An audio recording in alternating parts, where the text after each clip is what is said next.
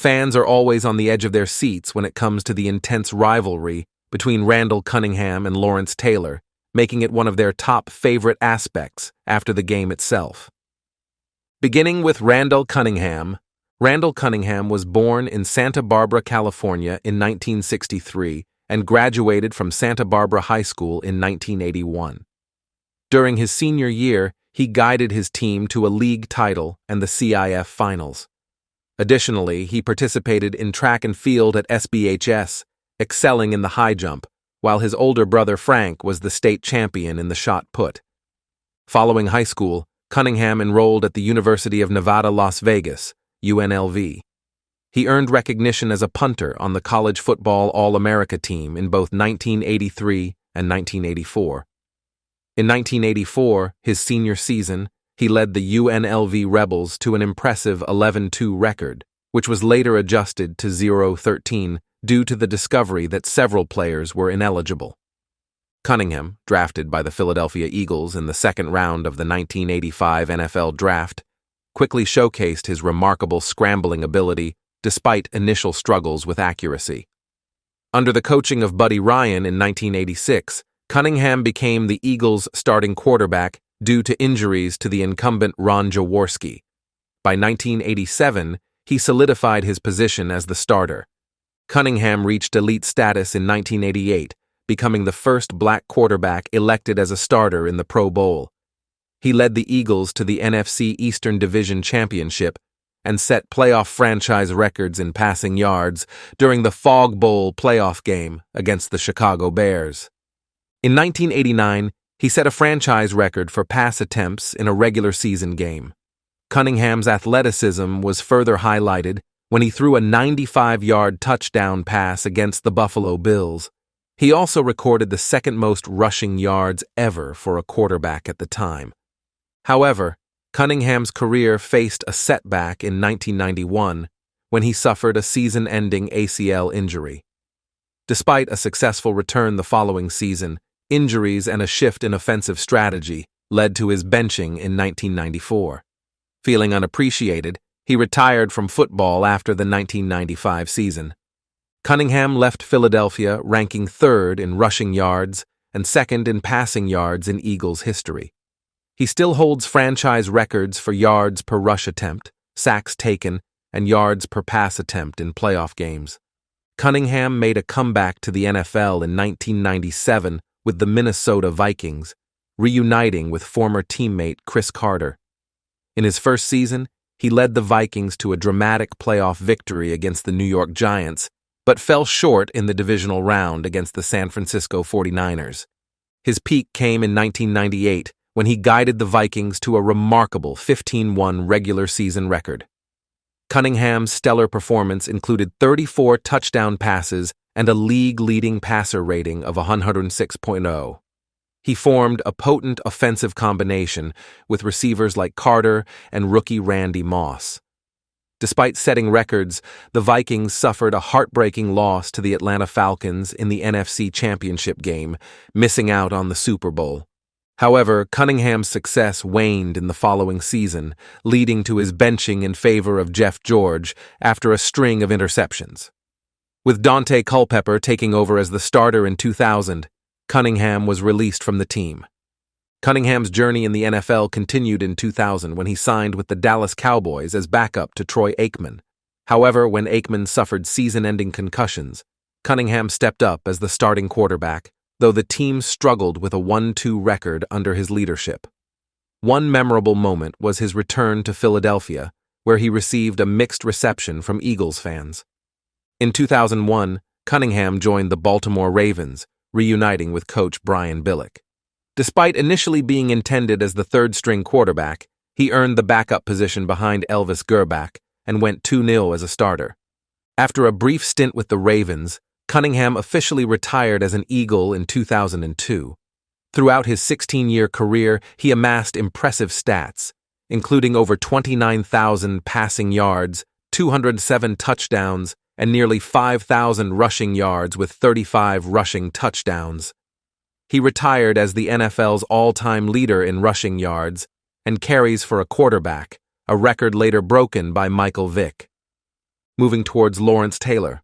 Lawrence Taylor, born to Clarence and Iris Taylor in Williamsburg, Virginia, graduated from Lafayette High School in 1977.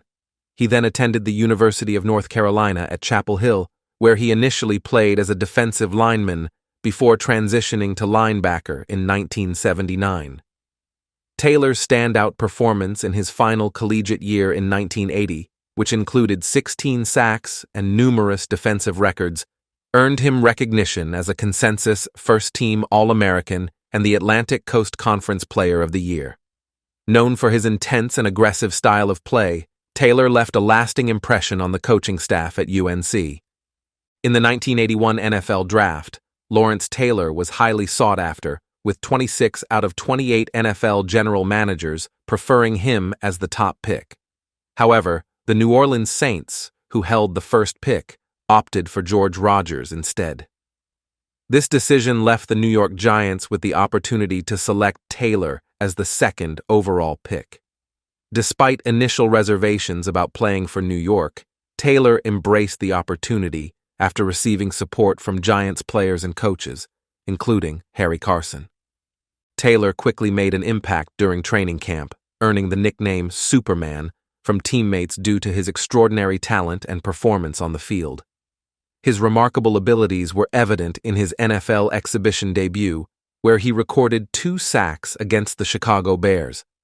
Taylor's aggressive style of play and disruptive presence on the field earned him admiration from teammates and opponents alike, with Pittsburgh Steelers quarterback Terry Bradshaw recalling his relentless pressure during a game. Throughout his career, Taylor had a complex relationship with Giants coach Bill Parcells, who pushed him hard to excel.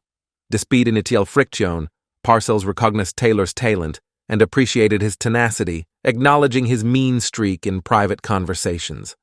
Taylor made his NFL debut in 1981, playing for the New York Giants. Despite a penalty in his first game, Taylor's rookie season was exceptional, earning him both the NFL Defensive Rookie of the Year and Defensive Player of the Year awards.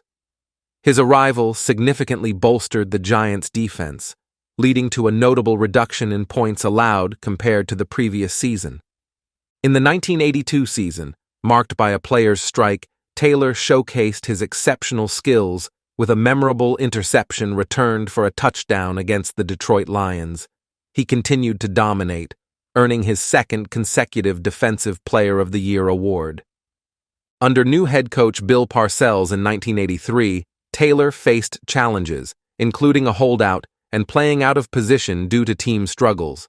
Despite the difficulties, he achieved All-Pro status for both outside and inside linebacker positions, a first in NFL history. Off-field issues and negotiations with the USFL marked this period.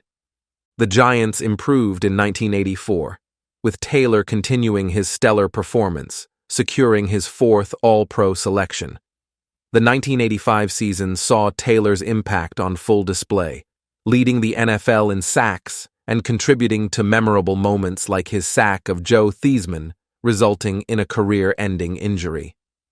Though the Giants made the playoffs, they fell short of the Super Bowl, losing to the eventual champions, the Chicago Bears. Lawrence Taylor's career reached its pinnacle in the 1986 season, where he had an outstanding performance, leading the league in sacks and earning the NFL Most Valuable Player award as a defensive player. His dominance helped the Giants to a 14-2 season record and a Super Bowl victory. However, Taylor expressed feeling deflated after achieving so much success. In the following seasons, Taylor faced challenges on and off the field.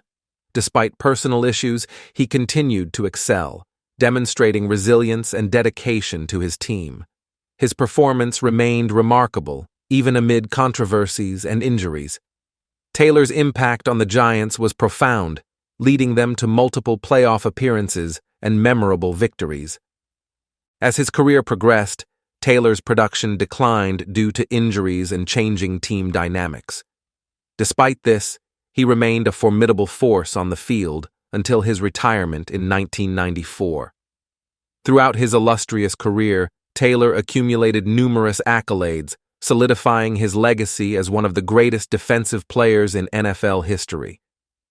Speaking of the clash between the two, Taylor and Cunningham had several memorable clashes during their careers. As a formidable linebacker, Taylor often pressured Cunningham, the talented quarterback, creating intense moments on the field.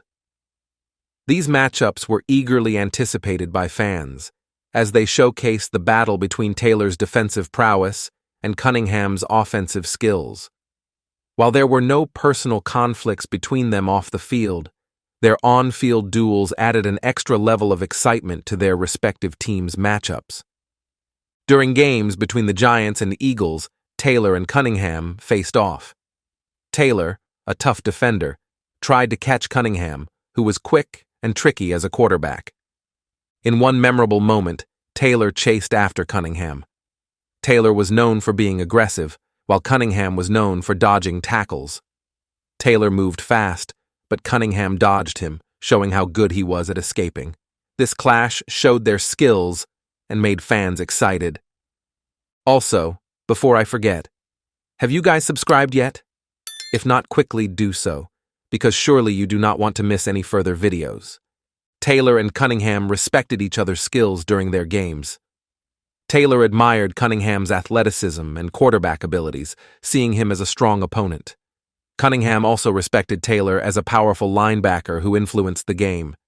Despite their fierce competition on the field, they both recognized each other's talents and contributions to football.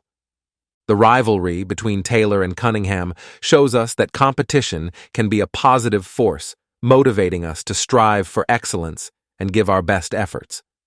Do comment and let us know who you want us to cover next. We will see you soon. Bye.